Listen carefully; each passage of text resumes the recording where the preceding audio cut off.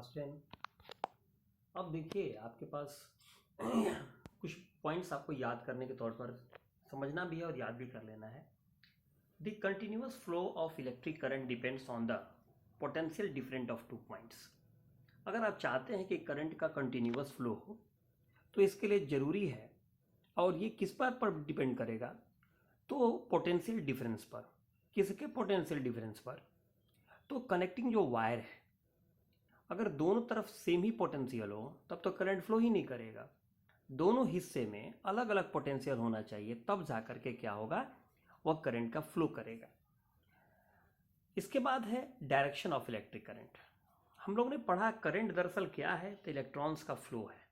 और आप जानते हैं कि इलेक्ट्रॉन्स जो होता है वो निगेटिवली चार्ज होता है, तो मतलब साफ है कि वो दरअसल इलेक्ट्रॉन को ही अगर फ्लो करना है तब से श्योर बात है कि वह निगेटिव टर्मिनल से फ्लो करेगा, और नेगेटिव टर्मिनल से जब फ्लो करेगा तो वो पॉजिटिव की तरह ही जाएगा। तो इलेक्ट्रॉन का जो फ्लो होता है वो हमेशा नेगेटिव टर्मिनल से पॉजिटिव टर्मिनल की तरफ होता है। लेकिन हम लोग करंट का डायरेक्शन मानते क्या हैं, तो पॉजिटिव टू नेगेटिव, इसलिए लिखा हुआ है the conventional direction of electric current is from positive to negative. अब है electric circuit. A continuous conducting path consisting wires and other resistances, a switch between two terminals of the cell along with electric flow is called electric circuit। यानी कहता है एक continuous conducting path, एक ऐसा रास्ता जिसमें कंटिन्यूटी हो और जिसको बनाने वाले क्या है, जिसमें वायर लगा हो, अदर रेसिस्टेंस जो जैसे बल्ब वगैरह जो भी होते हैं वो हो, स्विच हो ताकि दोनों टर्मिनल के बीच में स्विच हो ताकि उसको ऑन ऑफ किया जा सके, और करंट का फ्लो हो, तब मानेंगे दैट मीन्स कि वो क्या है, एक इलेक्ट्रिक सर्किट को वो शो कर रहा है। इलेक्ट्रिक सर्किट की जब भी बात आएगी तो इसका मतलब एक पूरा कंप्लीट रास्ता जो जिसमें स्विच भी होना चाहिए, उसका कनेक्शन भी होने चाहिए, अदर रेसिस्टेंसेस भी जुड़े होने चाहिए, करंट फ्लो भी होना चाहिए, तब मानेंगे इलेक्ट्रिक सर्किट। ठीक है। अब ये जो सर्किट होता है वो दो प्रकार का होता है। एक सर्किट होता है ओपन सर्किट, एक होता है क्लोज सर्किट। ओपन का मतलब देखिए क्या है, ओपन का मतलब होता है सर्किट का ब्रेकिंग करना। जब भी ओपन की बात आती है तो इसका मतलब ही होता है, याद रखिएगा, सर्किट जो है वो ब्रेक कर गया, सर्किट ब्रेक। तो जब सर्किट ब्रेक करेगा तो ऑटोमेटिक सा बात है, मान लीजिए यहाँ ये पुल था, संयोग से पुल बीच से ही टूट गया, तो अब आप बता क्या करिएगा। मान लीजिए ये बीच में टूट चुका है, अब कैसे यहाँ से आप कैसे ले जाइएगा गाड़ी, नहीं जा पाएगा। इसीलिए यहाँ लिखा हुआ है स्विच ऑफ। ये देखते हुएगा जब स्विच ऑफ कर देते हैं तो दरअसल उस समय होता क्या है, वो सर्किट ओपन हो जाता है, और ओपन सर्किट में करंट का फ्लो कभी हो ही नहीं सकता है, क्योंकि वो तो रास्ता जो कंटिन्यूअस जो पाथ था वो ब्रेकिंग पाथ बन चुका है।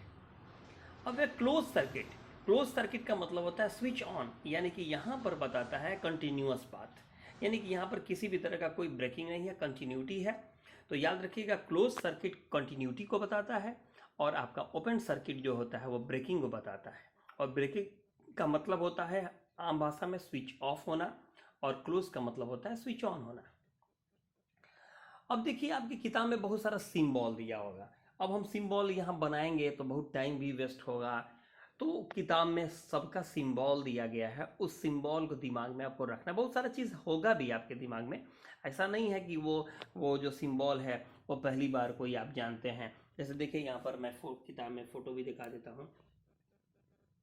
पहला सेल को बता रहा है, और ऐसा सेल जब एक से ज़्यादा हो जाएगा तो उसको बैटरी कहेंगे। सीधा एक जो वायर है वो कनेक्टिंग वायर हो गया। यहाँ पर वायर ज्वाइंट, यहाँ देखिए कैसे जुड़ा हुआ है, ठीक ना। और ये है वायर क्रॉसिंग विदाउट कॉन्टैक्ट, यानी जुड़ा ही नहीं। पहले वाले में क्या था, डी नंबर में जुड़ा हुआ है, और ई वाले में कोई जुड़ाव नहीं है। ठीक है। तो इसी तरह इस सब सिंबल को आपको समझना पड़ेगा, याद रखना पड़ेगा, ठीक ना। ये सब दिमाग में रहेगा तभी इन्हीं की मदद से ना सर्किट बनाना है, या ऐसे भी आपको चीज़ का जरूरत पड़ेगा। ठीक है, इसकी जानकारी रखनी है। अब आते हैं इनकी मदद से डायग्राम बनाना। कहता है diagram which indicates how different components in a circuit have been conducted by using electric symbols for the components is called circuit diagram. Circuit diagram जैसे एक सिंपल सा सर्किट डायग्राम मैं बना रहा हूँ, देखिएगा यहाँ बनाता हूँ। ये आपका मान लीजिए बैटरी है, ये एक सेल हुआ, ये 2 सेल हुआ, ये 3 सेल हुआ। ये जो बड़ा लाइन है एक पॉजिटिव को दिखाता है, ये छोटा लाइन नेगेटिव को। Positive negative positive negative 3 cell है ये। और मान लीजिए यहाँ पर जो है एक स्विच लगा देना है। चलिए यहाँ पर स्विच लगा देते हैं, ये स्विच का सिंबल है और एक कनेक्टिंग वायर है। और हम लोग वायर में क्या लगाया, बल्ब को लगा देते हैं। चलिए ये बल्ब हो गया, ठीक है।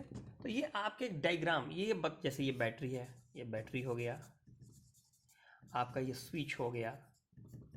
अभी ऑफ कंडीशन में यहाँ सट जाएगा, ऐसे हो जाएगा तो ये ऑन हो जाएगा। ये आपका वायर हो गया, कनेक्टिंग वायर। ये आपका बल्ब हो गया। तो ये सब क्या है, सिंबल के माध्यम से आपने क्या किया, पूरे सर्किट को शो कर दिया।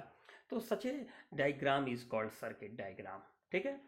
तो तो इसमें बस आपको ये हमको बताना था, ये दिमाग में रखने वाली बात है। ये इस वीडियो का जो भी चीज़ है उसको दिमाग में रखना है आपको।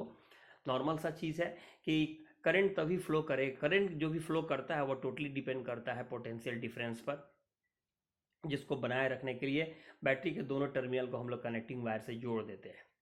इसके बाद करंट, जनरली इलेक्ट्रॉन का फ्लो होता है नेगेटिव टू पॉजिटिव, लेकिन हम लोग मानते हैं करंट का फ्लो पॉजिटिव टू नेगेटिव, और इलेक्ट्रॉन फ्लो करता है नेगेटिव टू पॉजिटिव। सर्किट कहने का मतलब है कि एक पाथ है जिसमें वो करंट फ्लो कर सकता है। तो इसके लिए कई सारी चीज़ हैं, कई सारी चीज़ होने चाहिए। और ये 2 प्रकार का होता है, ओपन एंड क्लोज्ड। जनरली लोगों से गलती होता है, ओपन का मतलब होता है स्विच ऑन, लोग समझता है, गलत है। ओपन का मतलब स्विच ऑफ, यानी ओपन का मतलब सर्किट ब्रेक, ब्रेक करके मतलब ऑफ हो गया। और क्लोज का मतलब है स्विच ऑन। और ये सारा जो चीज़ है इसको सिंबल के माध्यम से अगर हम लोग ड्रॉ कर दें तो यह कहलाएगा सर्किट डायग्राम। ओके, इसके बाद हम लोग नेक्स्ट आते हैं।